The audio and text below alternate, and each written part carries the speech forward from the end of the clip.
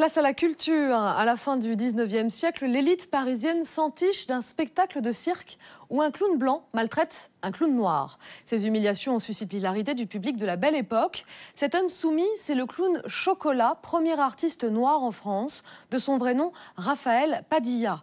Le metteur en scène Marcel Bozonnet et l'historien Gérard Noiriel lui rendent hommage dans ce spectacle créé à la Maison de la Culture d'Amiens.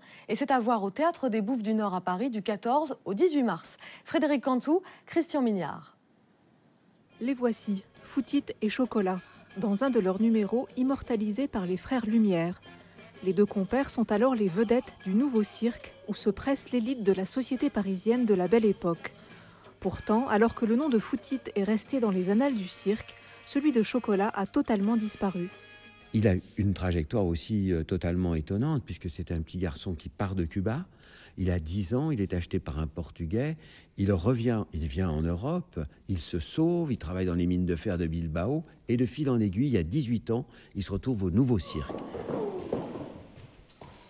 Je te verrai bien avec des plumes et des rubans de toutes les couleurs, en oiseau visible.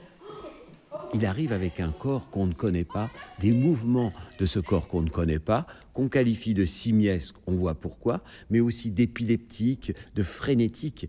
Et c'est ce que Cocteau, quelques années plus tard, qualifiera, c'est l'arrivée américaine du rythme. De son vrai nom Raphaël Padilla, Chocolat fascine le public français, peu habitué à voir des Noirs. Mais il n'en reste pas moins prisonnier de l'image de l'indigène dans le duo qu'il forme avec le clown Foutit. Une des raisons de leur succès, c'est évidemment que Raphaël épouse, donc c'est ça le stéréotype de Chocolat, c'est celui qui prend des coups par le clown blanc, qui le traite comme un enfant et qui le corrige. Donc là, il y a un lien effectivement avec l'idéologie coloniale. Je vais être obligé de vous frapper, monsieur Chocolat. Le porte-voix, please. Quand j'ai essayé de chercher qui avait finalement fabriqué ce stéréotype du clown stupide, battu, etc., je me suis rendu compte que c'était plutôt dans les franges intellectuelles de la vie de la société parisienne. Et ces gens-là, après l'affaire Dreyfus, vont se retrouver du côté de la Ligue des droits de l'homme, du côté de l'antiracisme. Donc, ils vont avoir du mal à assumer ce qu'ils avaient eux-mêmes écrit avant sur le clown Chocolat.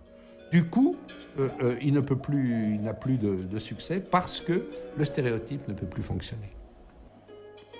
Ouvertement pédagogique, Chocolat Clown Nègre entend lutter contre le racisme en donnant à Raphaël Padilla la place qui lui revient, celle de premier artiste noir de la scène française.